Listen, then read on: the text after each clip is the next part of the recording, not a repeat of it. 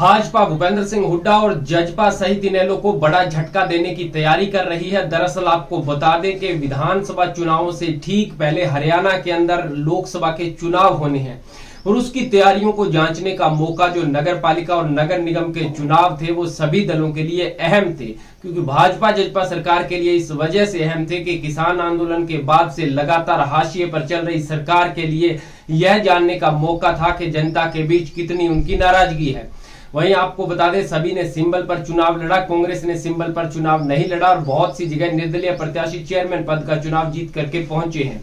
भाजपा अब उन्हीं के सहारे भूपेंद्र सिंह हुड्डा और अन्य विरोधी दलों को झटका देने की तैयारी कर चुकी है।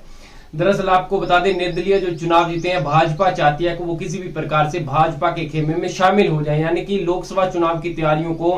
और मजबूती मिल सके। वहीं भूपेंद्र सिंह हुड्डा को इस वजह से झटका दिया जाएगा क्योंकि भूपेंद्र सिंह हुड्डा ने कहा कि बहुत से निर्दलियों को उन्होंने समर्थन दिया था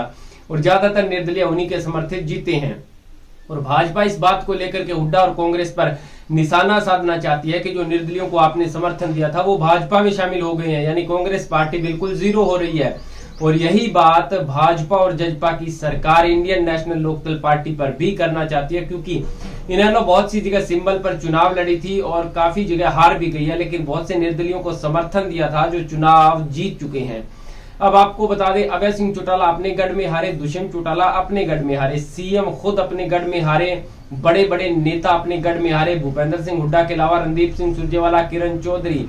और जेजेपी, बीजेपी और कांग्रेस के जितने भी विधायक हैं वो कहीं ना कहीं ज्यादातर उनमें से अपने क्षेत्र में चुनाव हार गए। यानी निर्दलीय प्रत्याशी जो चुनाव जीत करके आए हैं, भाजपा अब उनको अपने पाले में लाने का प्रयास कर रही है। और इसके लिए बाबत आपको बता दें कि जो उस क्षेत्र का विधायक है या सांसद है, उन्होंने उनसे बातचीत करने का प्रयास शुरू कर दिया और बहुत सी जगह बात हो भी चुकी है। क्योंकि सरकार के अभी 2.5 साल बाकी हैं और जो निर्दलीय प्रत्याशी चेयरमैन चुन करके आए हैं, कहीं ना कहीं उनको समर्थन सरकार को देना होगा। सरकार के साथ मिल करके चलेंगे तो अपने हलके का विकास करवा सकेंगे। जो वादे वो करके जनता के बीच से चुन करके आए हैं, उन वादों को वो सरकार के जरिए ही पूरा कर सकते हैं। कोई उनका अपना प्राइवेट फंड नहीं है जिसकी वजह से वो चुनाव मैदान में उन्होंने वादे किए और वो उन वादों को पूरा करने के लिए उन पैसों का उपयोग करेंगे, बल्कि सरकार से ग्रांट और फंड लाया जाएगा। और इस एवज में जो भी प्रत्याशी जीत करके आया वो यही सोचेगा कि खैर पीछे जो भी हुआ वो ठीक है, लेकिन अब अपने क्षेत्र का विकास करवाने के लिए कहीं ना कहीं सरकार के साथ मिलना जरूरी है। और इस बात को समझते हुए सरकार के 2.5 साल भी पड़े हैं, तो कहीं ना कहीं निर्दलीय प्रत्याशी जो जीत करके आए हैं वो भाजपा में आने वाले समय में शामिल होना शुरू हो जाएंगे। और बहुत से ऐसे कार्यक्रम होंगे जहां पर आप देखेंगे कि एक नहीं दो नहीं कई निर्दलीय चेयरमैन जो है भाजपा को ज्वाइन करेंगे। और इसको लेकर के जिस प्रकार से नगर पालिका और नगर निगम चुनाव के नतीजे आए हैं, दुष्यंत चौटाला ने भी पार्टी की मीटिंग लिया और कहीं ना कहीं जो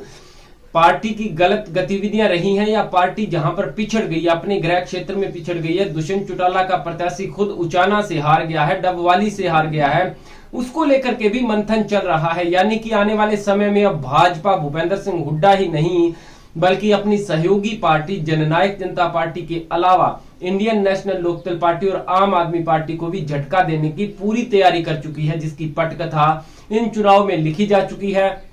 और नतीजे लोकसभा चुनाव और विधानसभा चुनाव में देखने को मिल सकते हैं।